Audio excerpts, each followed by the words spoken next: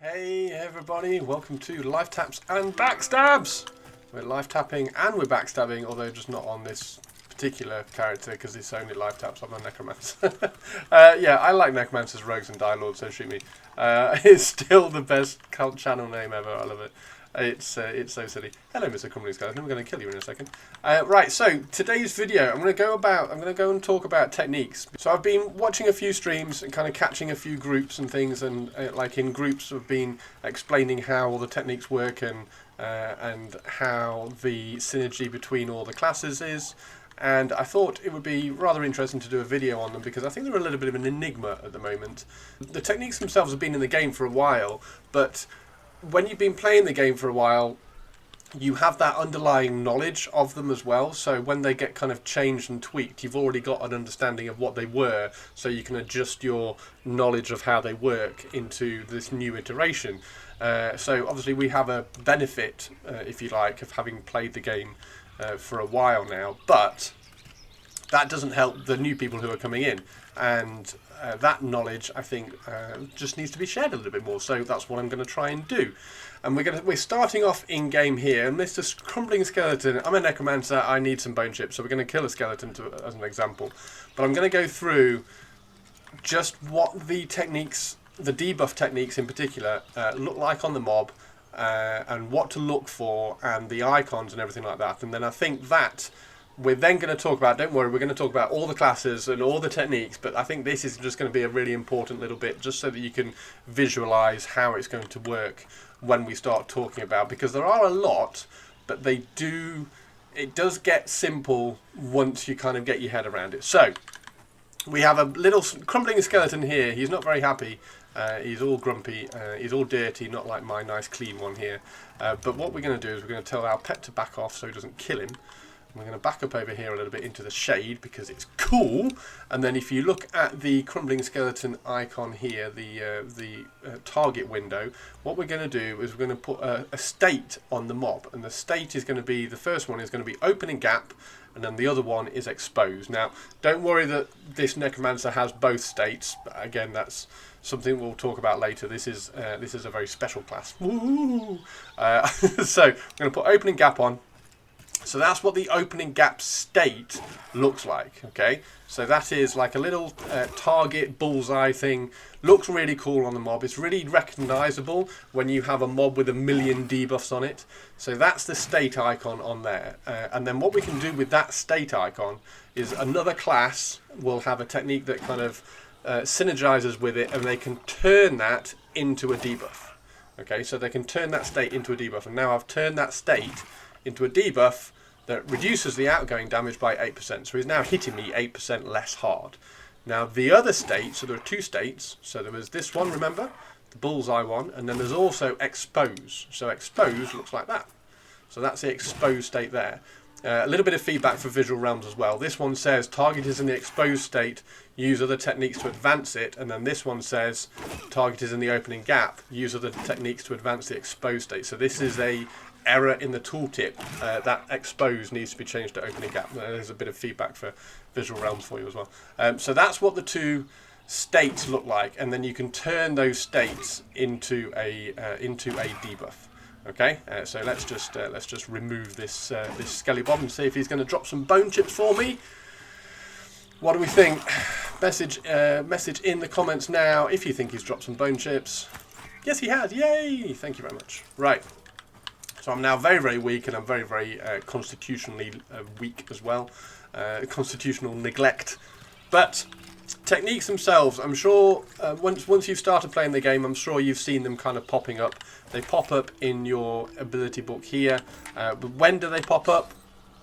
If you have a look at your adventuring skills over here, as your adventuring skills go up, now for casters it's usually like your highest casting ability. So for instance, conjuration might be the main casting ability for a necromancer. Whatever your highest one is will unlock these techniques. So when you hit, you see those little numbers pop up and say your conjuration has gone up by 0.4. Your conjuration is now 10, for instance. So once you hit certain numbers, you will then unlock new techniques which appear in your ability book. Now they all appear at level 1, which is good because it means that they're all up at the top, so you can find them all really easily. Monsters Within is still the best technique ever. That's for a completely different video.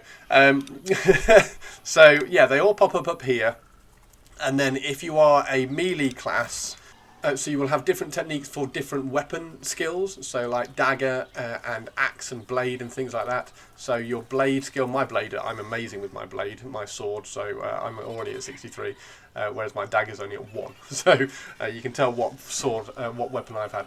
So as a melee, your techniques will unlock with your weapon skills in the same way as ours unlocks with our casting skills. So when your axe skill or your blade skill gets to 25, then you might see a message saying that you've unlocked it. Now, the messages appear down here in that scrolling adventuring skills advanced text. So they appear down here. I believe they do also appear in your main window as well as just like a chat line. But when you see that, just go into your ability book, and then they will appear all the way at the top here. And like I say, they're all listed as level 1, which is fine. It just means that they're easy to find up at the top. I'm sure this is going to get changed at some point because scrolling through is a nightmare. I'd far rather kind of be able to rearrange things like a, I hate to say it, an EverQuest spellbook.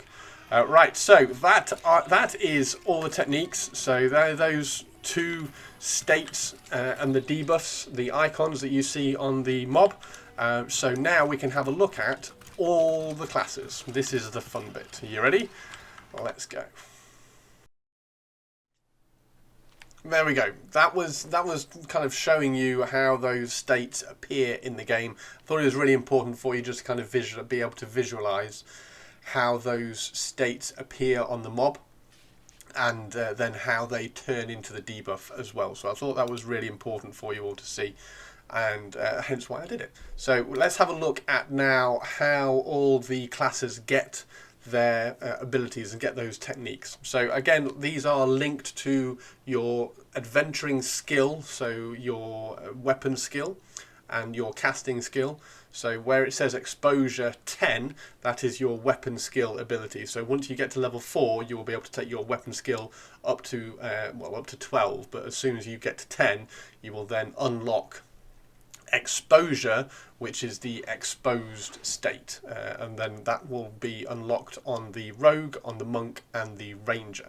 So that's at level at skill level 10, weapon skill level 10.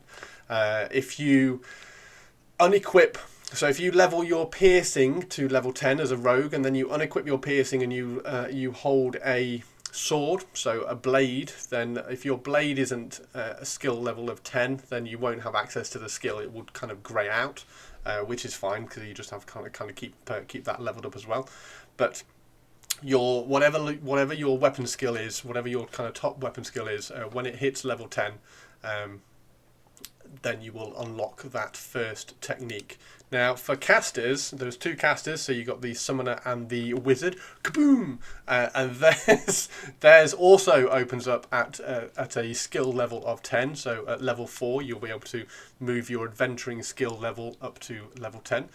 So whatever you're casting, so if you're using conjuration a lot, your first spell that you level up to level 10, you will open up Force, which is the name of the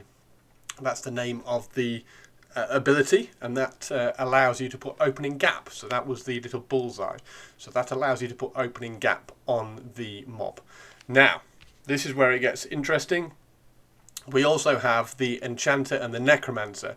Now, the Enchanter and Necromancer aren't DPS classes, so they are classed as support classes for some reason, which is fine. I don't mind that. I really like the kind of support stuff, and the rogue feels very supporty as well. Yeah, so the Necromancer and the Enchanter get 2. They get both of the states. So they get Force, which is the opening gap, which is the same as the casters get. And then at later levels, at level 46, they also get Exposed, which is the same as the melee ones. So the Necromancer and the Enchanter will be able to put both of them down depending on which one is needed, because they're support classes, so they're supposed to be supporting the group. So I'm guessing that's why they did that, which is quite cool.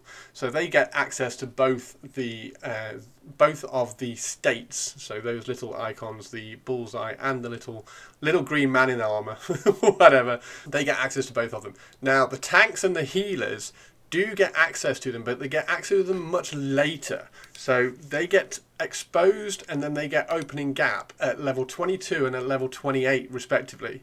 So that's much later, so it's around level 10. It's around level 10 for these two.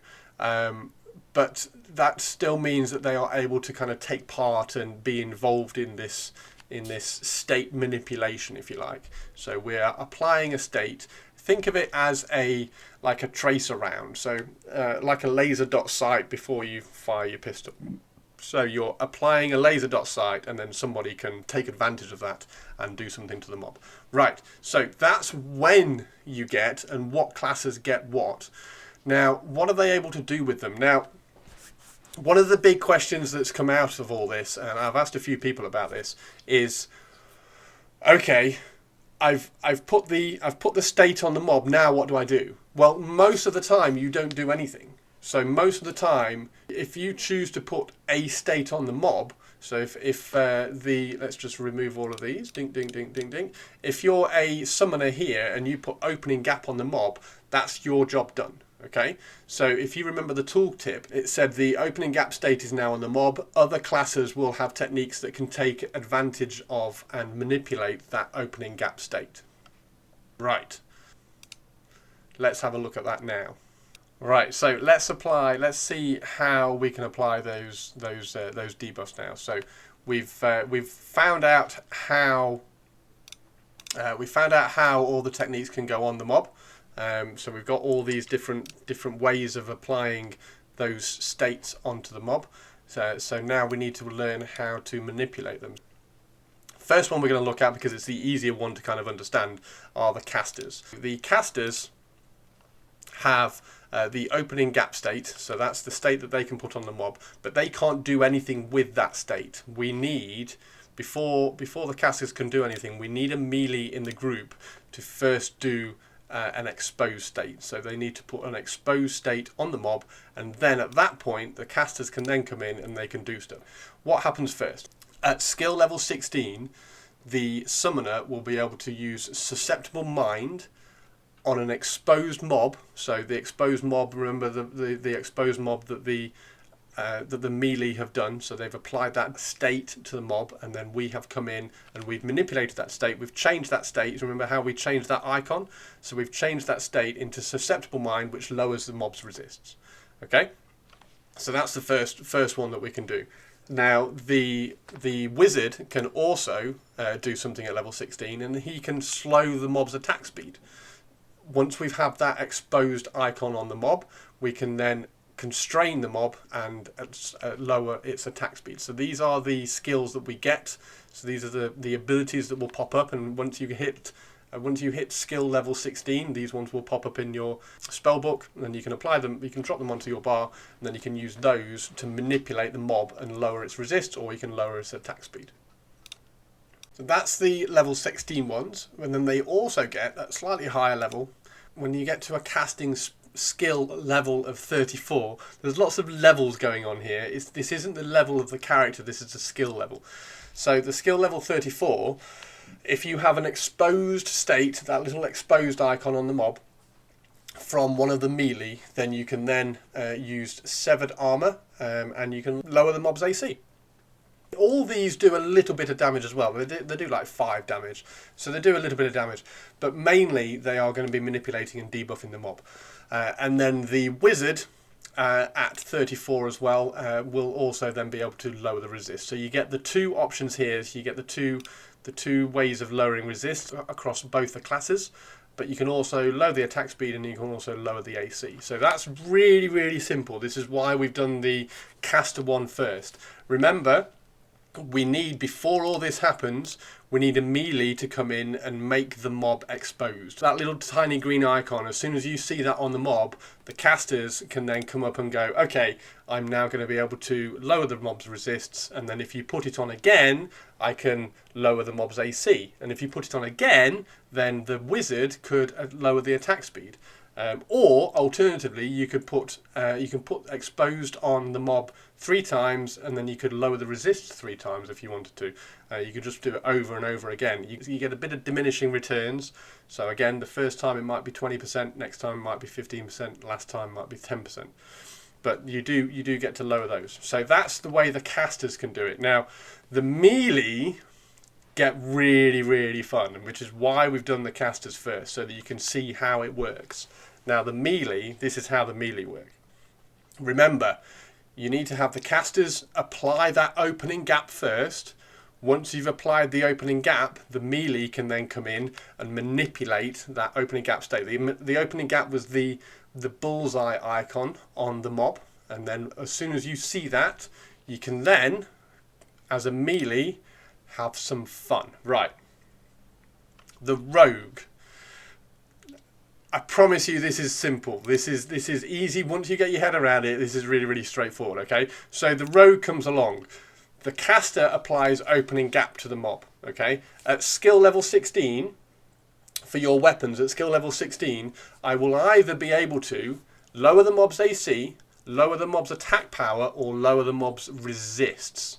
And that all depends on what weapon I have. So now I have a lot more variety and different ways in which I can manipulate that opening gap little bullseye icon and do other things. So if I have a dagger, I can lower the mob's AC, which obviously it helps me. So if I lower the mob's AC, I'm going to be able to hit harder. There's going to be less mitigation. There's going to be less damage mitigation.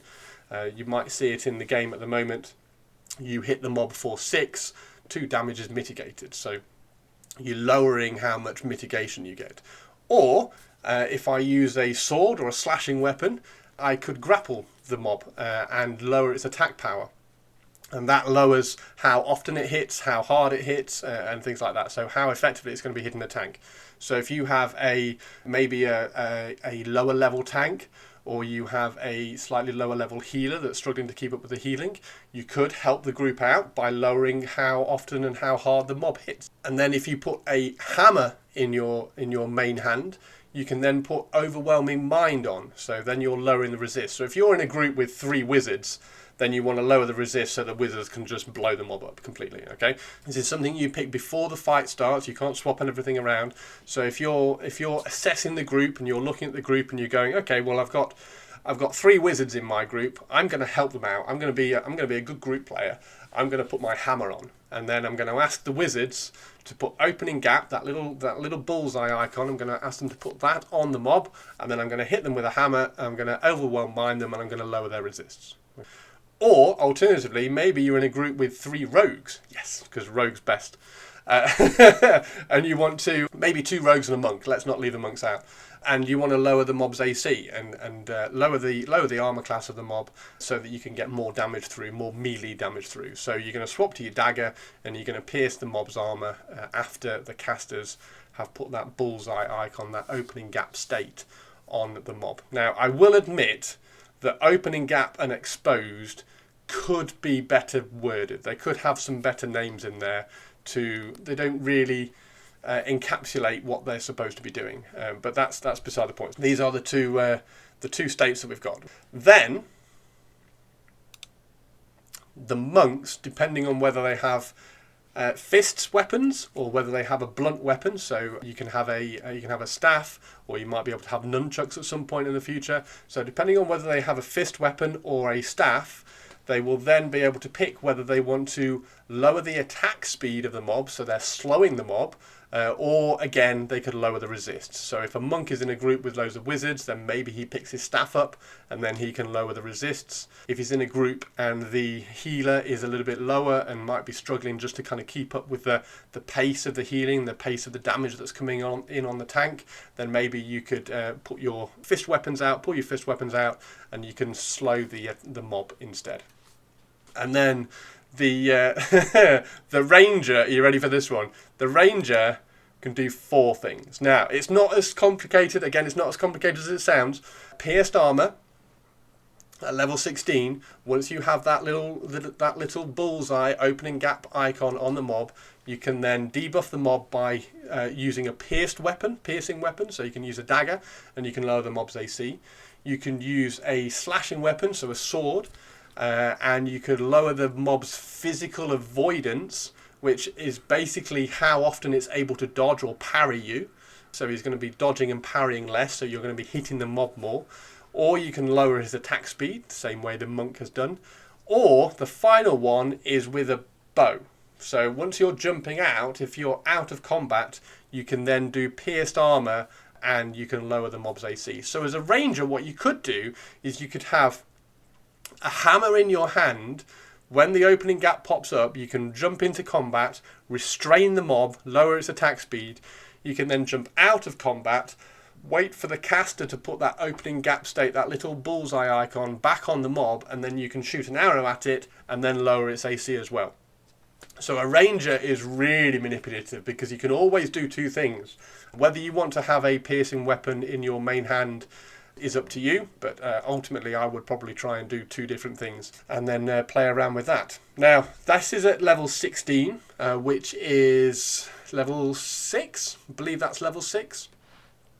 And at a higher level, so at level 58, so these ones are all slightly different levels. At level 58, so this is quite high up now, we, as a rogue, we can then, again, this is depending on what weapon we've got. So the top weapon is piercing, the middle ability is a slashing weapon, and then the bottom ability is a hammer or a blunt weapon. We can either pierce the armor, we can make it defenseless, so lower that physical avoidance again, stop it dodging, stop it parrying us, or we can lower the resist. It's really nice that the resists are always on there because we're always trying to help the wizards like they need help. Anyway, and then the monk, they get there slightly earlier at skill level 46, and then this is the same thing. So this is a fist weapon or a blunt weapon. So with a fist weapon, we can lower their attack power, so how hard they're hitting, how regular they're hitting, and then pierced armor, so lowering their armor class, which is really, really good. And then the final one, the ranger, and this is quite high, this is level 88, so skill level 88 in your weapon skills. You're going to be able to lower their attack power with a piercing weapon or a bow. You're going to be able to lower its healing effectiveness. Now, if you're in Hangor, there are mobs over there that heal themselves. So some of the orcs over there are priests and they heal. They either heal themselves or they heal their allies that are in combat with. So you'll be able to lower their healing effectiveness with a slashing weapon.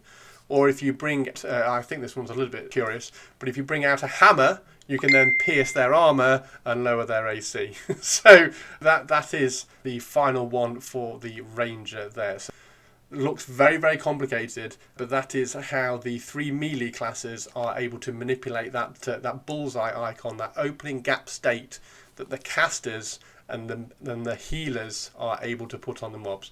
So remember, if you're a healer, if you're a shaman, you can put this opening gap state on the mob, and then the melee can take advantage of that. Okay, the healers themselves can't do anything with that state themselves. They can just open it, so they can start all of these debuff lines going.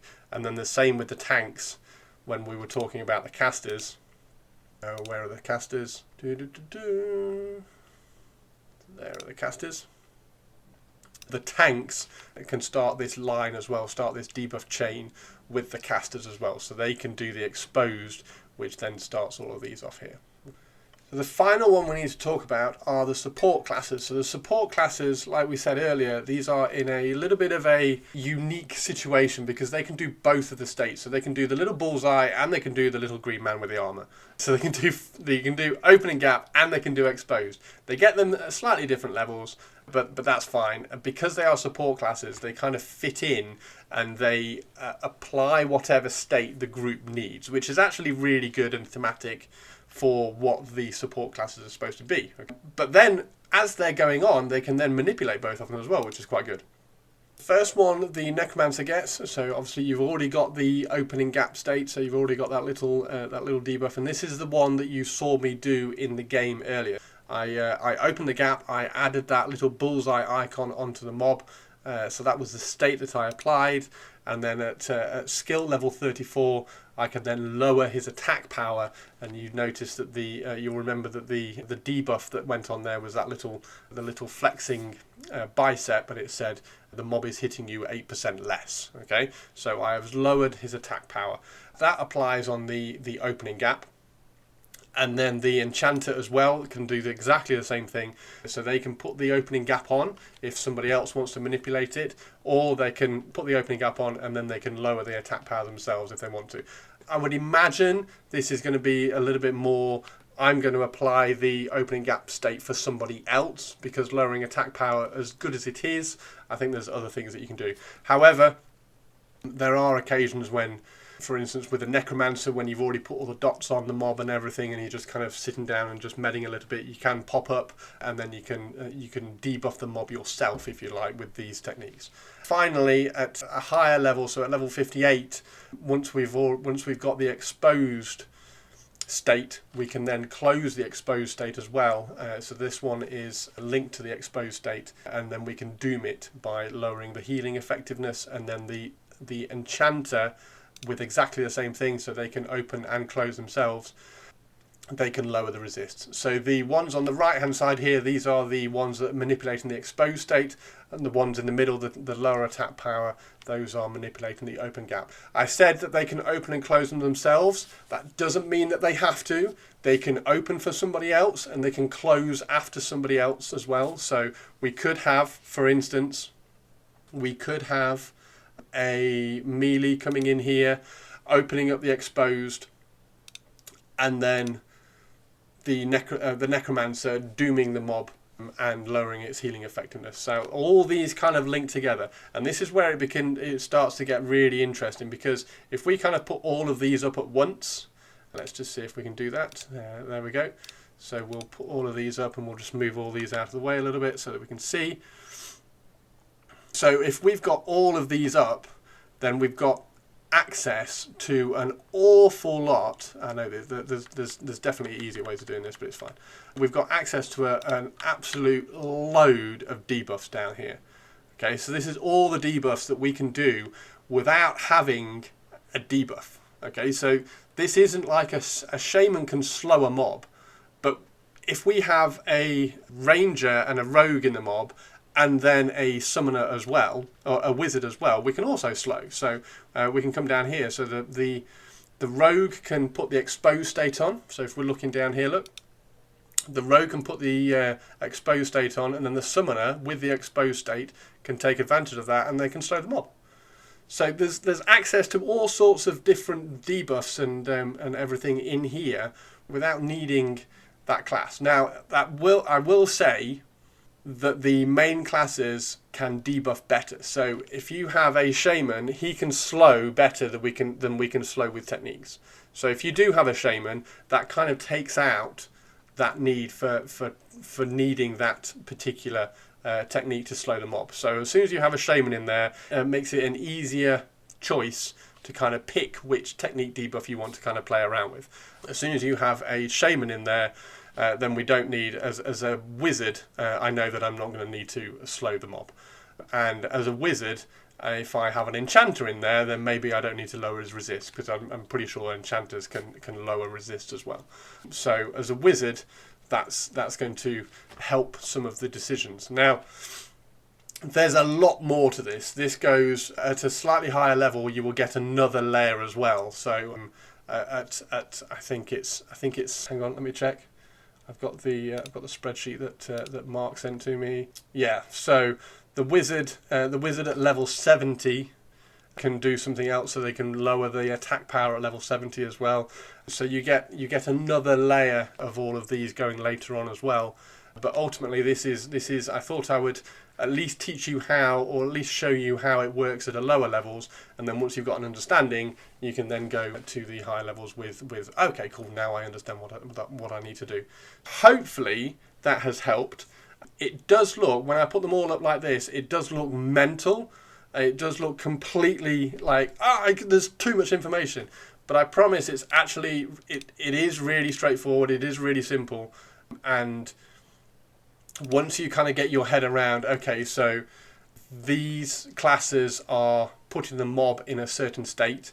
Imagine if you want to trip somebody up, somebody's going to go and stand behind somebody, and then the other person's going to push them over, okay? So you can imagine these states as like going and standing behind somebody's legs, and then the debuffs being you pushing them over, okay? So if somebody sets them up, and then you take advantage. Find all the analogies we can to try and make this easy to understand. That is all the melee ones. Those are the caster ones. So the casters can do less, but they are important so that the melee can do theirs. So the casters need to be there to start the chain, and then those are the supports. So the support ones here are able to open and close themselves if they need to, or at least open the different states that the other classes need, depending on who is in the group. And yeah, just very, very quickly, just to kind of reiterate as well, the tanks and the healers do get involved, but all they can do is start the chain. So they can drop that initial kind of laser dot sight. They are basically all they can do is stand behind somebody's legs, and then everybody else can push people over. The healers and the tanks can start all of this. Everybody else, where are we? Everybody else can finish them as well. Okay, so hopefully that has made sense. If you have any questions, please drop them down below. You can find me in game. I am Diabolu, the Necromancer in game. I'm Sarlor if I'm on my rogue, and my my Dire Lord is as yet to be named. I think because they've released the races, the race combinations, and I cannot be an elf necromancer, which I'm disappointed about. So that means that my Dire Lord might have to be something slightly different, but we'll get to that in another video. Thank you very much, everybody, for tuning in. Please drop me a like and a subscribe. Please drop a comment down below on what you think about all the techniques, if I explained it well enough. If you have any experiences that you want to share, if you have a favourite debuff or anything like that. And then one last thing for Visual Realms as well, just make sure, for me, I would like to see the debuffs that the casters and things can do themselves, making sure that they are higher than what we can do with these techniques as well. So for instance, the Shaman Slow should always be much more powerful than what you can access with techniques. And yeah, there we go. Thank you very much, everybody. Take care. Hope that was an interesting video for you all to watch, and I will see you all later. See you in Terminus. Take care. Bye bye.